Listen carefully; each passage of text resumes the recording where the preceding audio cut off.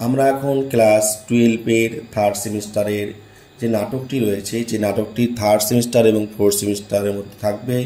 Third সেমিস্টারে থাকবে তোমাদের এমসিকিউ প্রশ্ন এবং ফোর্থ সেমিস্টারে থাকবে এখান থেকে বড় প্রশ্ন। তাই নাটকটি এত সুন্দরভাবে পড়তে হবে প্রতিটি শব্দ ধরে, যাতে তোমাদের এমসিকিউ প্রশ্ন যা আছে সেই প্রতিটি এমসিকিউ প্রশ্ন উত্তর তোমরা জানতে পারো এবং তার সঙ্গে সঙ্গে প্রতিটি শব্দের ওয়ার্ড তোমাদের জানতে হবে, যাতে তোমরা বড় প্রশ্ন যখন তোমরা ফোর্থ সেমিস্টারে যাবে সেই বড় প্রশ্নগুলি তোমরা বানিয়ে লিখতে পারো। সবই আমি তোমাদের শেখাবো, কিন্তু তার আগে তোমাদের আগে নাটকটি পড়তে হবে এবং নাটকটি শুরু করার আগে আমাদের নাটকে কিছু তথ্য আছে, সেই তথ্যগুলি জানতে হবে এমসিকিউ প্রশ্নের উত্তর জানার জন্য। তাহলে শিক্ষার্থী বন্ধুরা, তোমাদের জন্য সব ধরনের প্রশ্ন আমি তৈরি করব এবং তোমাদের নাটকটি যেভাবে তোমাদের মনে থাকবে সেইভাবে আমি তোমাদের পড়াবো প্রতিটি ওয়ার্ড ধরে ধরে। কিন্তু তোমাদের কাজ করতে হবে, ধৈর্য সহকারে গল্পটা একটু শুনতে হবে, নাটক শুনতে হবে এবং যদি শোনার পর যদি তোমাদের ভালো লাগে তোমরা অবশ্যই প্রত্যেকেই 2-3টি করে শেয়ার করে দেবে এবং যারা চ্যানেলটি নতুন দেখবে যদি ভালো লাগে তোমরা অবশ্যই চ্যানেলটিকে সাবস্ক্রাইব করে নেবে এবং পাশে বেল আইকনটি ক্লিক করবে যখনই আমি কোনো এই ধরনের ভিডিও আপলোড করব, যাতে তোমরা প্রত্যেকেই সবার আগে এই ভিডিওগুলি পেয়ে যেতে পারো। তাহলে চলো আমরা শুরু করছি। তাহলে আজকের যে নাটকটি আছে সেই নাটকটির নাম রাইডার্স টু দ্য সি। দেখো, রাইডার্স টু দ্য সি আমরা নাটকটি পড়ব। দেখো, নাটকটির নাম দেওয়া আছে রাইডার্স টু দ্য সি। এখানে আমরা দেখতে পাচ্ছি, দেখো এখানে যে নাটকটি আমরা পড়ব এই রাইডার্স টু দ্য সি, দেখো আমরা নামটা এখানে আমরা কিন্তু পাবো। রাইডার্স টু দ্য সি যে আমরা নাটকটি পাবো, সেই নাটকটির যে লেখক নয়, তাকে বলা হয় প্লে রাইট অর্থাৎ নাট্যকার। সেই নাট্যকারকে কি আমরা একটু জেনে নিচ্ছি। এই নাট্যকারে বলা হচ্ছে জন মিলিংটন সিন্স। মনে রাখবে, জন মিলিংটন সিন্স, এটা তোমাদের মনে রাখতেই হবে। এবার বলছি সেই জন মিলিংটন সিন্স কবে জন্মগ্রহণ করেন। দেখো বলা আছে এপ্রিল 16, 1871 অর্থাৎ 1871 খ্রিস্টাব্দের 16 এপ্রিল কিন্তু এই জন মিলিংটন সিন্স জন্মগ্রহণ করেন এবং তার যে বাবা অর্থাৎ তার বাবার নাম হলো, তার প্যারেন্টস মানে পিতামাতা, John has sins. John has sins, এই জন হ্যাজ সিন্স হলেন তার পিতা। অ্যান্ড এবং কি বলছে দেখো, ক্যাথলিন ট্রেইল সিন্স হলেন তার মা। এবার যেহেতু আমাদের এমসিকিউ প্রশ্ন পরীক্ষা আসতেই পারে, তাই তোমাদের জানা দরকার নাট্যকারের বাবার নাম কি, জন হ্যাজ সিন্স, এবং নাট্যকারের মায়ের নাম কি, ক্যাথলিন ট্রেইল সিন্স। এটুকু তোমাদের কিন্তু মনে রাখতে হবে। এবার সিবলিংস অর্থাৎ যিনি নাটক লিখেছেন তারা কয় ভাই বোন। উত্তর দেখো দেওয়া আছে 5 ভাই বোন। এবার 5 ভাই বোনের মধ্যে হি ইজ ইয়ংগেস্ট অর্থাৎ যে নাট্যকারের কথা আমরা পড়ছি, যে নাট্যকারকে আমরা জানছি তিনি ছিলেন সব থেকে ছোট। কো ফাউন্ডার, তিনি সহ-প্রতিষ্ঠাতা ছিলেন, অর্থাৎ তিনি কি করেছিলেন, তিনি প্রতিষ্ঠা করেছিলেন অর্থাৎ সহ-প্রতিষ্ঠাতা। কো ফাউন্ডার হচ্ছে সহ-প্রতিষ্ঠাতা ছিলেন অফ দ্য অ্যাবে থিয়েটার। যে অ্যাবে থিয়েটার যে ছিল ডাবলিনে অ্যাবে থিয়েটার ছিল, যেটা 1904 খ্রিস্টাব্দে প্রকাশিত হয়, সেটা তৈরি করা হয়, স্থাপন করা হয়। তিনি সেখানকার সহকারী ছিলেন, সহ-প্রতিষ্ঠাতা ছিলেন।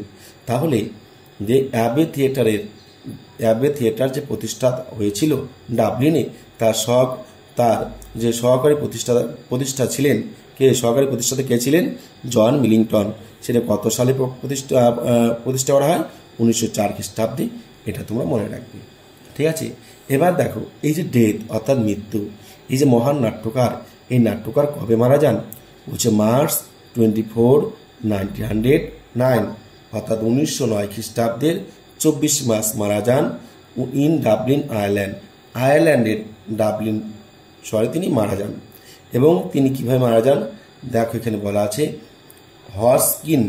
হজকিন্স ডিজিজ অর্থাৎ তার হজকিন্স রোগ হয়েছিল। হজকিন্স রোগে তিনি 37 বছরে মারা যান। তাহলে প্রশ্ন হতে পারে নাট্যকার কোন রোগে মারা যান, উত্তর হবে হজকিন্স রোগে মারা যান। কত বছর বয়সে মারা যান, 37 বছর বয়সে মারা যান। কোথায় মারা যান, ডাবলিনে মারা যান।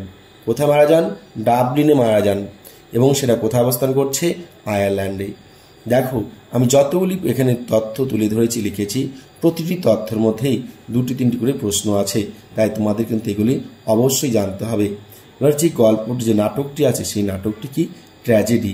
ট্র্যাজেডি কথার অর্থ হচ্ছে যে নাটক পড়ে তোমরা আনন্দ নয় দুঃখজনক ঘটনা বেশি জানবে বা পাবে তাকে বলে ট্র্যাজেডি। এবং তার সাথে হচ্ছে ওয়ান অ্যাক্ট প্লে, এটা হচ্ছে একাঙ্ক নাটক। নাটকটি কি একাঙ্ক নাটক। এবার দেখো রিটেন, এই যে নাটকটি যা আছে সেই নাটকটি লেখা হয়েছিল কবে? এই রিটেন দেখো 1902 খ্রিস্টাব্দে নাটকটি প্রথম লেখা হয়। কত খ্রিস্টাব্দে লেখা হয়? 1902 খ্রিস্টাব্দে নাটকটি কিন্তু লেখা হয়। এবার বলছে দেখো ফার্স্ট পারফর্মেড অ্যাট দ্য মোলসওয়ার্থ হল, বলছে ডাবলিনে মোলসওয়ার্থ হলে এই নাটকটি প্রথম কি করা হয়? মঞ্চস্থ করা হয়, অর্থাৎ স্টেজের মধ্যে নাটকের আকারে দেখানো হয়। কোথায়? ডাবলিনে। এবং সেই কোন হলে ছিল? দেখো মোলসওয়ার্থ হলে। কত সালে? 1904 খ্রিস্টাব্দে। তাহলে নাটকটি লেখা হয় 1902 খ্রিস্টাব্দে এবং সেটা মঞ্চস্থ হয়, অর্থাৎ মঞ্চের মধ্যে দেখানো হয় কোথায়? মোলসওয়ার্থ হল, ডাবলিন অবস্থান করছে। কবে? 1904 খ্রিস্টাব্দে। এবার দেখো যেটা পরে বলছে, তারপরে দেখো কি বলছে? পাবলিশড, প্রকাশ হয়। প্রকাশ কোথায় হয়? এবং প্রকাশ হয় দেখো 1905 খ্রিস্টাব্দে। কোথায় হয়? দেখো in the shadow of the Glenn and Riders to the sea. এই যে একটা পত্রিকা, এই পত্রিকা কিন্তু 1905 খ্রিস্টাব্দে প্রকাশিত হয়। তোমাদের মনে রাখতে হবে the shadow of the Glenn and the Riders to the sea, এইখানে কিন্তু এটাকে প্রকাশিত হয়। কবে? 1905 খ্রিস্টাব্দে। তোমাদের the shadow of the Glenn এটুকু মনে রাখতে হবে, ঠিক আছে? এবার দেখো, এবার এইখানে আমরা প্রথমে একটা দ্বীপ পাবো, যে দ্বীপটির নাম হবে আরান। দ্বীপটির নাম হবে কি? আরান দ্বীপ। দ্বীপটির নাম হবে আরান দ্বীপ। তাহলে এইটুকু তথ্য তোমাদের আমি কিন্তু দিলাম, যে তথ্যটুকু তোমাদের প্রত্যেকটা তথ্য প্রয়োজন, কারণ এখান থেকে তোমাদের অনেক প্রশ্ন আসবে। এখান থেকে প্রায় 20টি প্রশ্ন তোমাদের পাবে, সেই 20টি প্রশ্ন কিন্তু তোমাদের জানতে হবে। আর 20টি প্রশ্নের মধ্যে থেকে একটা এমসিকিউ প্রশ্ন কিন্তু অবশ্যই আসবে।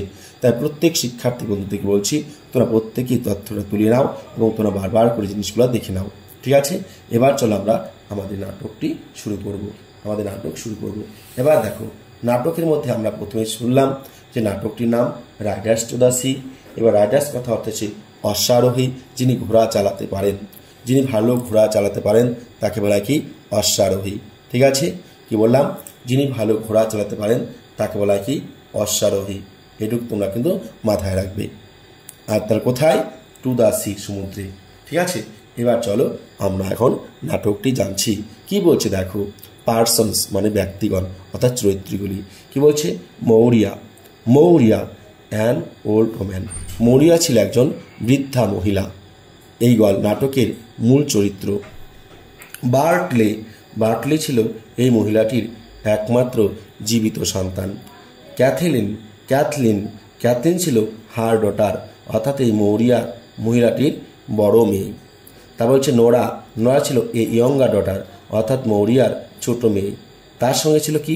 মেন মানে হচ্ছে পুরুষগণ, অ্যান্ড ওমেন কথা অর্থ হচ্ছে মহিলাগণ। আশা রাখছি শিক্ষার্থী বন্ধুরা এটুকু তোমরা বুঝতে পেরেছ। মৌরিয়া নাটকের মূল চরিত্র একজন বৃদ্ধা মহিলা, বার্টলে তার জীবিত একজন ছেলে, ক্যাথলিন তার বড় মেয়ে, নোরা হচ্ছে তার ছোট মেয়ে, মেন অ্যান্ড ওমেন আরও কিছু পুরুষ মানুষ এবং মহিলাগণ রয়েছে। এই নাটকটি শুরু করার আগে তোমাদের আরেকটি তথ্য দিচ্ছি। এই নাটকটি শুরু করার পূর্বেই তোমরা জেনে নাও, এই যে মৌরিয়া যে মহিলাটি আছে উনি ইতিপূর্বেই তার স্বামীকে হারিয়েছেন, অর্থাৎ তার স্বামী এই সমুদ্রে জলে ডুবে মারা গেছে, তার শ্বশুর এই সমুদ্রে জলে ডুবে মারা গেছে, তার ইতিমধ্যেই চারজন ছেলে সমুদ্রে জলে মারা গেছে এবং আরেকটি ছেলে নিখোঁজ অবস্থা আছে যার নাম মাইকেল, সেও কিন্তু হয়তো মারা গেছে। তোমরা কিন্তু এই নাটকটির মধ্যে পাবে তাকে মৃত অবস্থায়। তাহলে এই মহিলাটি যে বেঁচে আছে, এই মহিলাটি কিন্তু সন্তান ছিল 8জন, 4জন মারা গেছে, 3জন বেঁচে আছে, 1জন নিখোঁজ অবস্থায় আছে। ওকে, চলো এবার আমরা শুরু করছি মূল নাটকটি। অ্যান আইল্যান্ড, বলছে an island of the west of Ireland. বলছে দেখো কি বলছে, অ্যান আইল্যান্ড মানে একটা দ্বীপ, এই দ্বীপটির নাম হচ্ছে আরান দ্বীপ। এই দ্বীপটির নাম কিন্তু তোমরা মনে রাখবে, কি বললাম, অ্যারান দ্বীপ। আমি যে খাতার মধ্যে তোমাদের লিখে দিয়েছিলাম সেটা কিন্তু তোমরা মনে রাখবে। এই দ্বীপটার নাম হচ্ছে অ্যারান দ্বীপ, ARAN, অ্যারান দ্বীপ। ঠিক আছে, এই দ্বীপটির নাম কি, অ্যারান। দেখো এই দ্বীপটির নাম কিন্তু অ্যারান দ্বীপ, এটা কিন্তু তোমরা মনে রাখবে। তাহলে কি হলো, Aran. An island of the west of Ireland, আয়ারল্যান্ডের পশ্চিম প্রান্তে যে অ্যারান দ্বীপ রয়েছে সেই অ্যারান দ্বীপের কথা বলা হয়েছে। তাহলে কি বললাম শিক্ষার্থী বন্ধুরা, an island of the west of Ireland, আয়ারল্যান্ডের পশ্চিম প্রান্তে দ্বীপ, পশ্চিম দিকের দ্বীপ, হ্যাঁ, যার নাম হচ্ছে অ্যারান। এবার বলছে দেখো কটেজ, কি বলছে, কটেজ মানে কুটির, কিচেন রান্নাঘর, কটেজ কিচেন কুটিরের রান্নাঘর, উইথ নেটস, সেই রান্নাঘরের চারপাশে কি ছিল, নেট দেওয়া ছিল, জালি দেওয়া ছিল, ওয়েল স্কিনস অর্থাৎ জলরোধী পোশাক, যেমন আমরা রেনকোট পরি, রেনকোট পরলে আমাদের জল ভিতরে যায় না, ঠিক আছে, সেই জল বিরোধী পোশাকের কথা বলা হয়েছে।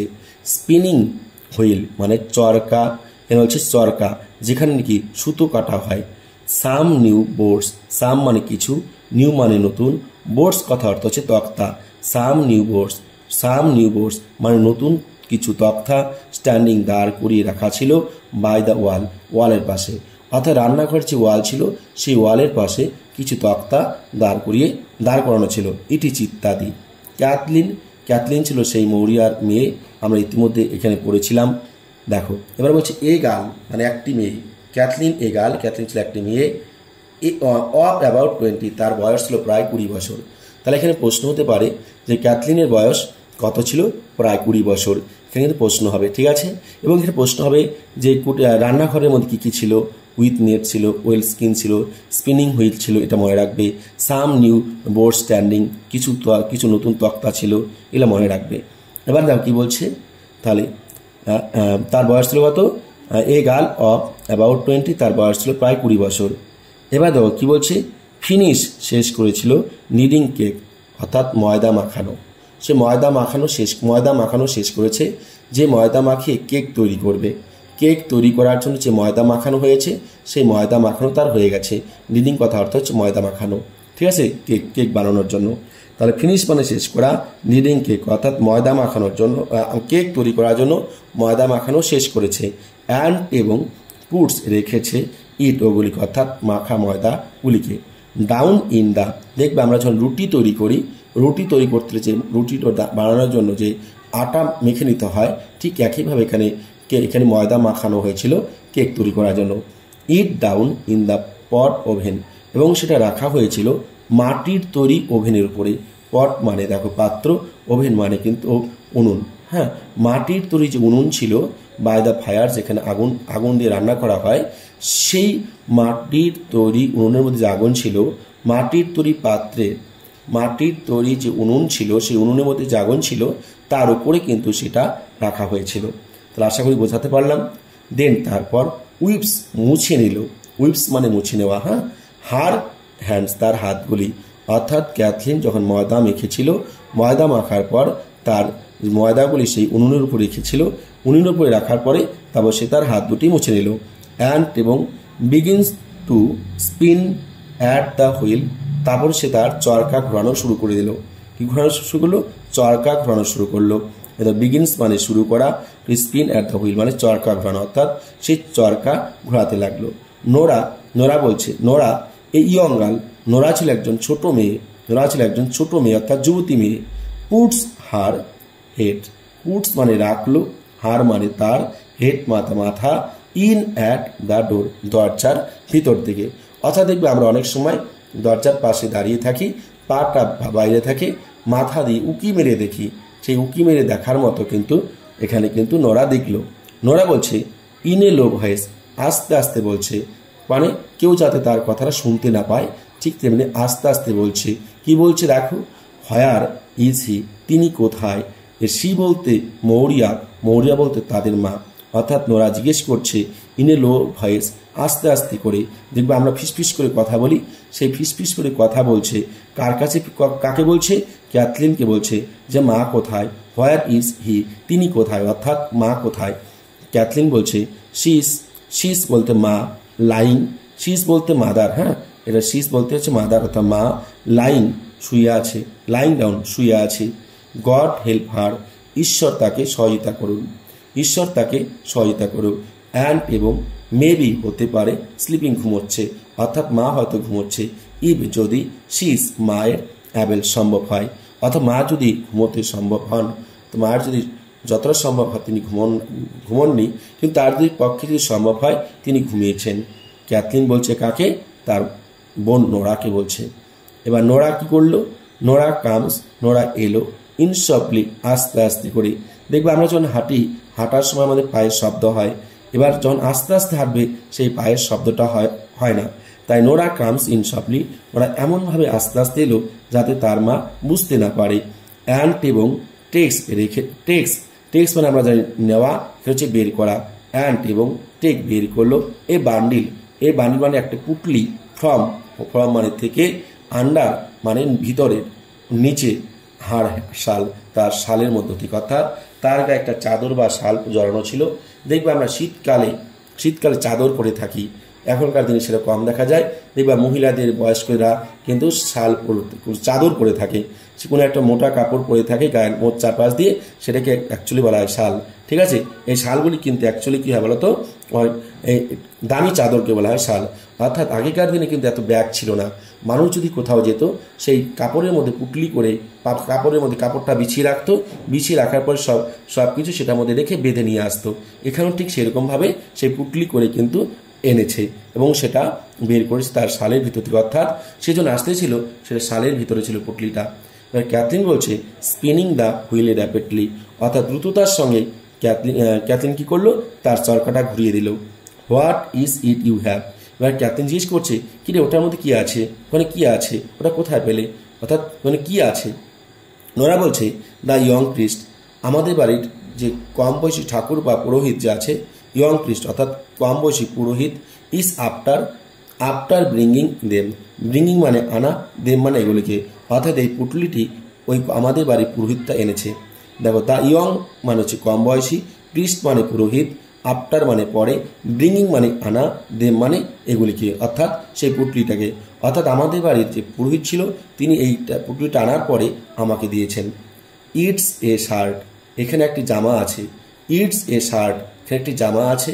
অ্যান্ড এবং এ প্লেন, একটি সমান কি আছে? প্লেন মানে সমতল। স্টকিং, একটা মোজা আছে। স্টকিং কথা অর্থাৎ মোজা। এই মোজা হচ্ছে ফুল মোজা, যেটা পায়ে পরা হয়। মনে দেখবে শীতকালে আমাদের অনেক সময় বড় মোজা ব্যবহার করি, সেই বড় মোজার কথা বলা হয়েছে। ওয়ার গট অফ, এগুলো আমাকে বেছে দেখতে হবে, অর্থাৎ এগুলো আমাকে আমাদের কি বলছি, গট অফ, এগুলি কি পাওয়া গেছে, অর্থাৎ এগুলিকে আনা হয়েছে। ড্রোন, দেখো গট অফ এগুলি আনা হয়েছে বা পাওয়া গেছে। এ ড্রোন, একজন ডুবে যাওয়া ম্যান, পুরুষ মানুষের কাছ থেকে। ইন ডোনেগাল, ডোনেগাল হচ্ছে একটা জায়গার নাম, এটা মনে রাখবে, এখানে কিন্তু প্রশ্ন হতে পারে। ডোনেগাল হচ্ছে একটা জায়গার নাম। তাহলে কি বলছে দেখো, বলছে ইটস মানে এটার মধ্যে, এ শার্ট একটি জামা আছে, অ্যান্ড এবং এ প্লেন মানে সমতলতা সমান সাদা মাটা যেটা বলবো, স্টকিং একটা ফুল মোজা আছে, একটা জামা এবং একটা মোজা আছে। ওয়ার গট অফ যেটা পাওয়া গেছে। এ ড্রোন এ মানে একজন, ড্রোন মানে ডুবে যাওয়া ম্যান পুরুষ মানুষের কাছ থেকে। ইন ডোনেগাল একটা জায়গার নাম, অর্থাৎ তারা যেখানে থাকে তার অনেক ভাটিতে ডোনেগাল একটা জায়গা, সেই ডোনেগালের মধ্যে একটা হয়তো ছেলে বা পুরুষ মানুষ ডুবে মারা গেছে, তার কাছ থেকে একটা জামা এবং একটা মোজা পাওয়া গেছে। ক্যাথলিন বলছে stops her wheel with a certain movement. Stops মানে থামালো, থামালো, হার তার, হুইল তার চাকা অর্থাৎ চরকা, উইথ এ সাডেন মুভমেন্ট হঠাৎ করে, অর্থাৎ এই কথা শোনার পরে তিনি যে চরকায় সুতো কাটছিলেন সেই চরকাটা কিন্তু হঠাৎ করে থামিয়ে দিলেন। দেখো কি বললাম, ক্যাথলিন স্টপস থামালেন, হার তার, হুইল মানে চাকা মানে ওই যে চরকা যে ঘোরাচ্ছিলেন সেই চরকা থামিয়ে দিলেন। উইথ এ সাডেন হঠাৎ করে মুভমেন্ট, সেই মুহূর্তের মধ্যে, অর্থাৎ হঠাৎ করে তিনি সেটাকে থামিয়ে দিলেন। অ্যান্ড এবং লিন্স আউট ঝুঁকে পড়লেন। লিন্স আউট মানে ঝুঁকে পড়া, টু লিসেন শোনার জন্য। নোরা বলছে we are to find out, আমাদের খুঁজে বার করতে হবে, অর্থাৎ আমাদের দেখতে হবে। We are to find out, আমাদের এগুলিকে ভালো করে দেখতে হবে। ইফ ইটস মাইকেলস দেয়ার, এগুলি মাইকেলের কিনা। দে আর বলতে এই যে জামা এবং মোজার কথা বলা আছে। অর্থাৎ আমাদের দেখতে হবে ভালো করে এই পুটলির মধ্যে যে জামা এবং মোজা আছে এগুলি মাইকেলের কিনা। সাম কিছুক্ষণ পর হারসেলফ তাদের মা, হারসেলফ মানে তাদের মা অর্থাৎ মৌরিয়ার কথা বলা হয়েছে, উইল বি ডাউন তিনি নিচে নামবেন, লুকিং দেখার জন্য, বাই দ্য সি সমুদ্র অর্থাৎ একটু পরপর তিনি নিচে নামেন সমুদ্রে দেখার জন্য, কেননা তার ছেলে মাইকেল হারিয়ে গেছে, নিখোঁজ অবস্থা আছে, সে বেঁচে আছে কিনা মরে গেছে সেটা তারা জানেন না, তাই তার ছেলে মৃতদেহ যদি ভেসে ভেসে চলে আসে তাদের দিকে, তার জন্য তিনি একটু পরপর কিন্তু সমুদ্রে নামেন দেখার জন্য। ক্যাথলিন বলছে হাউ কিভাবে উড দে বি মাইকেলস, দে বলতে এগুলি, উড বি হতে পারে মাইকেলের নোরা। দেখো আবার বলছি, ক্যাথলিন বলছে হাউ কিভাবে, উড বি হতে পারে, দে জামা এবং মোজাগুলি, মাইকেলের নোরাকে প্রশ্ন করছে ক্যাথলিন, আচ্ছা নোরা বলতো এগুলি কি করে মাইকেলের হতে পারে? তুই যে বলছিস এই যে মোজা এবং জামা এগুলো মাইকেলের, কিন্তু এগুলো কি করে মাইকেলের হতে পারে, কি করে সম্ভব? বলছে হাউ কত, কিভাবে, উড গো গেলেন, হাউ কিভাবে, উড গো গেল, হি মানে মাইকেল, দ্য লেংথ মানে কি দৈর্ঘ্য, অফ দ্যাট ওয়ে দূরত্ব, টু দ্য ফার নর্থ উত্তর দিকের দূরে, অর্থাৎ এই যে উত্তর দিক, ফার মানে অনেক দূর, নর্থ মানে উত্তর দিকে, আচ্ছা এইখান থেকে উত্তর দিকে এতটা দূরে কিভাবে মাইকেল যেতে পারে বল? তাহলে এগুলো কিভাবে কি মাইকেলের হতে পারে? এবার নোরা যখন বলছে ডোনেগাল থেকে, আমরা একটু আগে বললাম যে ডোনেগাল থেকে যে কি এগুলো পাওয়া গেছে, এবার সেই ক্যাথলিন প্রশ্ন করছে আচ্ছা বলতো কি করে এগুলি মাইকেলের হতে পারে, কারণ এটা তো অনেক দূর, এত দূর কিভাবে মাইকেল গেল, এটা যাওয়া কি সম্ভব? এবার নোরা বলছে দ্য ইয়ং প্রিস্ট সেই যুবক পুরোহিত সেইস বলছে নোরা বলছে দ্য ইয়ং প্রিস্ট সেইস সেই ইয়ং পুরোহিত অর্থাৎ আমাদের বাড়ি যে ঠাকুরমশাই আছে সেই ঠাকুরমশাই বা ব্রাহ্মণ মশাই বলেছেন, he is known the like of it তিনি জানেন এরকম হতে পারে, তিনি আগেও জেনেছেন এরকম হতে পারে সম্ভব। নদীতে যদি কেউ মারা যায়, সমুদ্রে যদি কেউ মারা যায়, তার দেহটা ভাসতে ভাসতে অনেকটা পিছন দিকে যেতেই পারে, এটা সম্ভব, এটা আমাদের ঠাকুরমশাই বলেছেন। ইফ যদি, ইট ইজ মাইকেলস দে আর এগুলো যদি মাইকেলের হয়ে থাকে, এগুলো হতেও পারে নাও হতে পারে, যদি এগুলো মাইকেলের হতে পারে সি তিনি বলেছেন, অর্থাৎ সেই ঠাকুরমশাই বলেছেন, ইউ ক্যান তোমরা, ক্যান টেল বলতে পারো, হারসেল তাকে অর্থাৎ তাদের মাকে, মৌরিয়াকে, হি ইজ গট সে পেয়েছে, এ ক্লিন বুরিয়াল একটা খুব সুন্দর কবরখানা, ক্লিন মানে পরিষ্কার মানে সুন্দর, বুরিয়াল কথা অর্থাৎ সেই কবরখানা অর্থাৎ সমাধি কক্ষ। যখন কেউ সমুদ্রে মারা যায় তাদের যেখানে কবর দেওয়া হয় সেটা হচ্ছে বুরিয়াল বলা হয়, কারণ এটা খ্রিস্টান ধর্মাবলম্বী। ঠিক আছে, তাহলে কি বলা হলো? ইউ ক্যান টেল তুমি বলতে পারো, হার সেলফ তাকে অর্থাৎ তোমাদের মাকে, মৌরিয়াকে, he's got a clean burial সে খুব সুন্দর একটা সমাধি কক্ষ বা কবরস্থান পেয়েছে। ঠিক আছে, এটা বলবে এবং তারপরে দেখো কি বলছে, দেখো, by the grace of God ঈশ্বরের আশীর্বাদে, মানে তিনি ঈশ্বরের আশীর্বাদে, জেসাসের আশীর্বাদে, ভগবানের আশীর্বাদে তিনি খুব সুন্দর একটা জায়গা পেয়েছেন, সমাধি কক্ষ পেয়েছেন। অ্যান্ড এবং if they are not his যদি এগুলি মাইকেলের না হয়, অ্যান্ড এবং ইফ যদি দে আর নট হিজ যদি এগুলি তার না হয় অর্থাৎ মাইকেলের না হয়, তোমরা দেখতে পেলে যে জামাটা মাইকেলের ছিল না, মোজাগুলি মাইকেলের ছিল না, তাহলে তোমরা কিন্তু let no one say a word তাকে একটা কথাও বলবে না অ্যাবাউট দেন এই বিষয়ে, অর্থাৎ let no one say a word তাকে একটা কথাও বলবে না অ্যাবাউট দেন এই বিষয়ে, ফর এই জন্য she will be getting her death, she will be তিনি আনবেন, গেটিং ডেকে, হার ডেথ মৃত্যু, অর্থাৎ তিনি কিন্তু তাহলে মৃত্যু ডেকে আনবেন, অর্থাৎ যদি মাইকেলের না হয় তারপরে যদি তোমরা কিছু বলো তাহলে উনি ওনার মৃত্যু ডেকে আনতে পারেন। সেইস বলেছেন, হি তিনি অর্থাৎ আমাদের ঠাকুরমশাই, উইথ ক্রাইং কান্না করবে, অ্যান্ড লেমেন্টেন বিলাপ করবে, অর্থাৎ কান্না করতে করতে বা বিলাপ করতে হতে, ক্রাইং কথা হচ্ছে কান্না করা, লেমেন্টেন কথা হচ্ছে বিলাপ করা, কান্না করতে বা বিলাপ করতে হতে তিনি হয়তো মারাই যেতে পারেন। ঠিক আছে, তাহলে দেখো এবার বলছে দ্য ডোর দরজাটি, হুইচ যেটি, নোরা নোরা, হাফ ক্লোজ অর্ধেক খোলা অবস্থায় রেখেছিল, মানে অর্ধেক বন্ধ ছিল, অর্ধেক খোলা ছিল। ইজ ব্লাউন ওপেন পুরোপুরি খুলে গেল, ইজ ব্লাউন ওপেন পুরোপুরি খুলে গেল, by a gust of wind by দ্বারা, এ গাস্ট মানে দমকা, অফ উইন্ড মানে বাতাস, অর্থাৎ একটা দমকা বাতাস এলো, সেই দমকা বাতাস এসে যে জানাটা যে দরজাটা অর্ধ খোলা অবস্থা ছিল সেটা পুরোপুরি খুলে গেল। ব্লাউন ওপেন মানে পুরোপুরি খুলে যাওয়া। ক্যাথলিন বলছে, দেখো এবার ক্যাথলিন লুকিং আউট দেখছিল, লুকিং আউট দেখছিল অ্যাংসিয়াসলি চিন্তিতভাবে, অর্থাৎ সে তাকিয়েছিল খুব চিন্তিতভাবে, তাকে দেখে মনে হচ্ছিল তিনি খুব চিন্তিত অবস্থায় আছেন। অ্যাংসিয়াসলি মানে উদ্বিগ্ন বা চিন্তিত। Did you ask, did you ask তুমি কি বলেছ, ডিড ইউ আস্ক তুমি কি বলেছ, হিম সে আমাদের ঠাকুরমশাইকে, হিম মানে তাকে, তাকে বলতে ব্রাহ্মণকে বা ঠাকুরমশাইকে। উড উড স্টপ থামাতে, উড স্টপ দেখো আমি হিটা পরে বলছি, উড স্টপ থামাতে, অর্থাৎ তিনি যাতে থামান।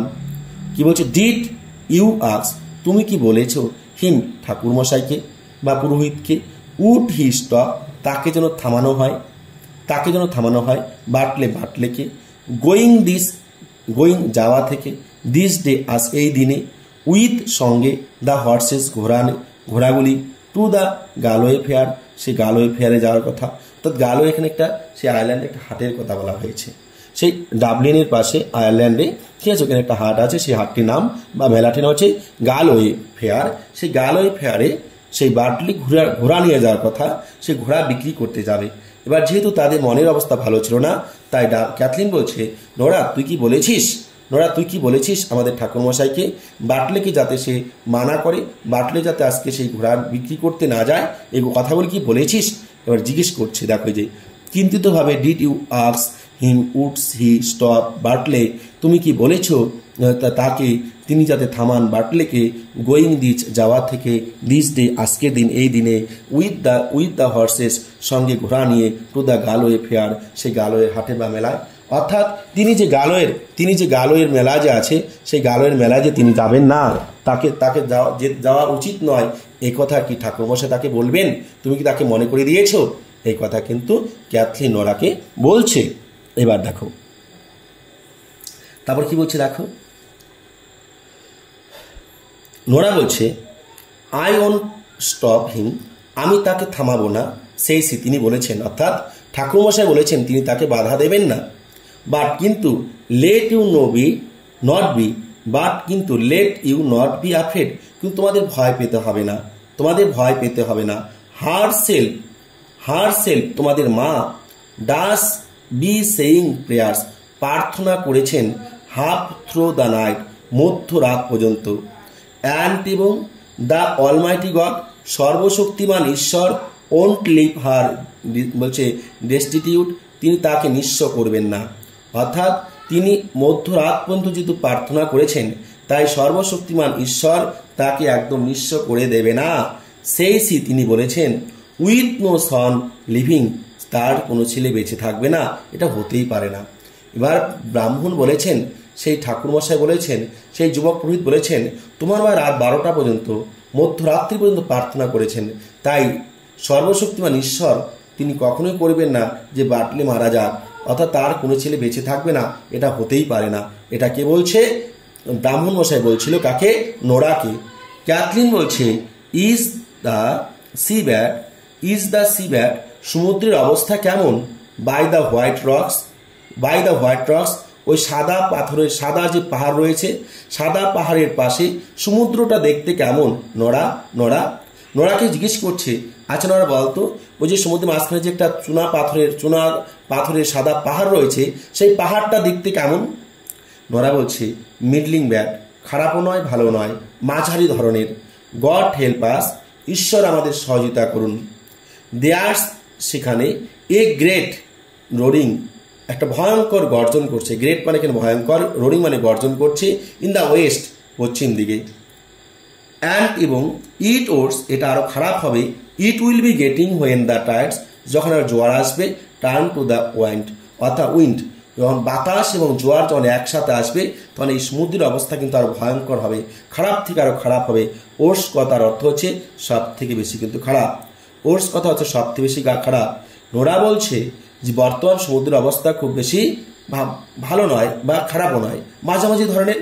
কিন্তু পশ্চিম দিকে যে পাহাড়টি আছে সেই পাহাড়ের ওইখানটার মধ্যে সেই সমুদ্র এখন কি গর্জন করছে এবং সেটা আস্তে আস্তে খারাপ হবে যদি সেখানকার দেখো টাইপ মানে ঢেউ বা জোয়ার, হ্যাঁ ঢেউ বা জোয়ার, সমুদ্রের ঢেউ বা জোয়ার যখন বৃদ্ধি পায় এবং সেখানে যদি বাতাস আর যুক্ত হয় তাহলে সেখানকার অবস্থা আরো খারাপ হবে। এবার বলছে দেখো সি মানে সে বলতে নোরার মা Maurya goes over to the table, না ভুল বললাম এখানে, সি বলতে এখানে নোরা হবে, Nora goes over to the table, সে টেবিলের পাশে যায় উইথ দ্য বান্ডিল পুটলিটা নিয়ে, অর্থাৎ সে টেবিলের পাশে গিয়ে পুটলিটা নিয়ে কিন্তু টেবিলের উপরে রেখে দেয়। এতক্ষণ নোরা কিন্তু সেই হাতের মধ্যে পুটলিটা রেখেই কথা বলেই বলছিল, এই লাইনটি দ্বারা বোঝা যাচ্ছে। সি বলতে এখানে এসছে নোরা, হ্যাঁ Nora goes over to the table, সে টেবিলের কাছে যায় উইথ দ্য বান্ডিল, সেই পুটলিটা নিয়ে, এবং সে বলে শ্যাল আই ওপেন ইট নাও, আমি এটা কি খুলতে পারি এখন, শ্যাল আই ওপেন ইট নাও, আমি এটা খুলতে পারি এখন, অর্থাৎ যে পুটলিটা আনা হয়েছে এই পুটলিটাকে আমি খুলতে পারি। ক্যাথলিন বলছেন may be she had make up on আস, হয়তো তিনি উঠে আসবেন, তিনি জেগে যাবেন। মে বি হতে পারে she had walk up on আস, তিনি জেগে যাবেন, উঠে যাবেন, ঘুমতে উঠে যাবেন।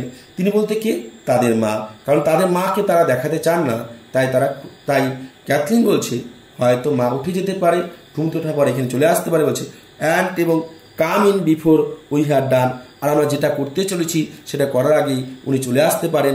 বিফোর মানে আগে, কেম ইন মানে আসা, কাম ইন মানে আসা, অর্থাৎ আমরা যেটা করতে যাচ্ছি সেটা করার আগে উনি চলে আসতে পারেন। কামিং টু দ্য টেবিল, টেবিলের দিকে আসে, টেবিলের দিকে এসে, হ্যাঁ ইটস লং টাইম, এটা অনেক সময় লাগবে, এটা দীর্ঘ সময় লাগবে। উই উইল বি আমরা যেটা করব, and the two of us time, হয়তো আমরা দুজন কান্না করতে পারি, অর্থাৎ আমরা দুজন যখন কান্না করবো তো অনেকটা সময় লাগবে। এবার দেখো হঠাৎ করে কেন কান্নার কথা বলছে, and the two of us time, আমরা দুজন কান্না করব, দীর্ঘ সময় কান্না করব। অর্থাৎ যদি দেখা যায় সেই পুটলির মধ্যে জামাটিকার মাইকেলের, মোজাটিকার মাইকেলের, তাহলে তারা নিশ্চিত হয়ে যাবে তাদের দাদা মারা গেছে। আর যখন তারা নিশ্চিত হবে তাদের দাদা মারা গেছে তখন অবশ্যই তারা কি করবে, কান্না করবে।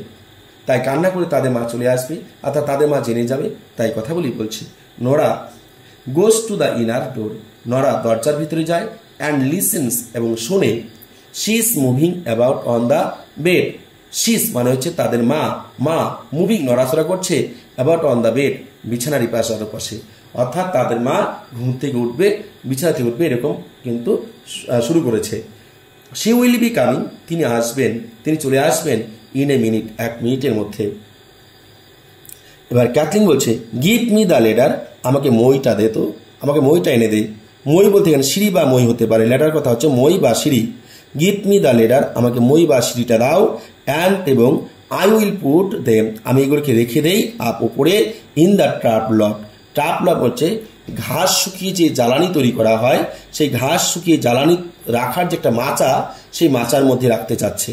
বলছে পুট দেম, আমি রেখে দেব, ওই আপ উপরে, ইন দ্য ট্রাপ লক, ঘাস শুকিয়ে জ্বালানি তৈরি করা হয়েছে, সেই জ্বালানি রাখার যে মাচা, সেই মাচার মধ্যে সেই পুটলিটাকে রাখতে চাচ্ছে বা রাখবে। The way she won't know, তাহলে তিনি জানতে পারবেন না, অফ দেম এগুলিকে অ্যাট অল সর্বোপরি। অর্থাৎ মোট কথা হচ্ছে যদি আমরা এখানে রেখে দিই তাহলে উনি কোনোভাবেই এগুলি জানতে পারবেন না। অ্যান্ড এবং মেবি হতে পারে, হোয়েন যখন দ্য টাইড টার্নস, যখন জোয়ার আসবে, শি উইল বি গোয়িং, তিনি চলে যাবেন, ডাউন নিচের দিকে, টু সি দেখার জন্য, উড হি বি ফ্লোটিং, সে ভেসে ভেসে আসছে কিনা, ফ্রম দ্য ইস্ট পূর্ব দিক থেকে। অর্থাৎ তার মা ভাবছে যেহেতু জোয়ার আসতেছে, ঢেউ আসতেছে, তাই তার ছেলের দেহটা ভাসতে ভাসতে পূর্ব দিক থেকে আসতে পারে, তাই একটু পরে তিনি হয়তো নিচে নামবেন। কি করবেন, নিচে নামবেন, সমুদ্রে নামবেন দেখার জন্য তার ছেলেকে খুঁজে পাওয়া যায় কিনা। এবার দেখো এবার কি বলছে, তাহলে আমরা এইটুক পর্যন্ত আজকে পড়াতে রাখলাম। তাহলে তোমরা এটুকু ভালো করে পড়বে, প্রতিটা অর্থ জানবে। আমরা এরপরে প্রশ্নগুলি কিন্তু তোমাদের সঙ্গে আলোচনা করব। তাহলে প্রত্যেককেই ভালো করে করবে। কোথাও যদি বুঝতে না পারো তোমরা অবশ্যই কমেন্টে জানাবে, যেখানে সমস্যা হয় কমেন্ট করবে। আর যদি অবশ্যই তোমাদের যদি পড়াটি ভালো লাগে, তোমরা যদি বুঝতে পারো, তাহলে তোমরা অবশ্যই শেয়ার করবে। আর যারা চ্যানেলে নতুন এসেছো তারা অবশ্যই লাইক করে দেবে, কেননা প্রতিটি তথ্য তোমরা 11-12 প্রতিটি তথ্য তোমরা কিন্তু এই চ্যানেলের মধ্যে পেয়ে থাকবে। ঠিক আছে, ধন্যবাদ শুরু থেকে শেষ পর্যন্ত ভিডিওটি দেখার জন্য।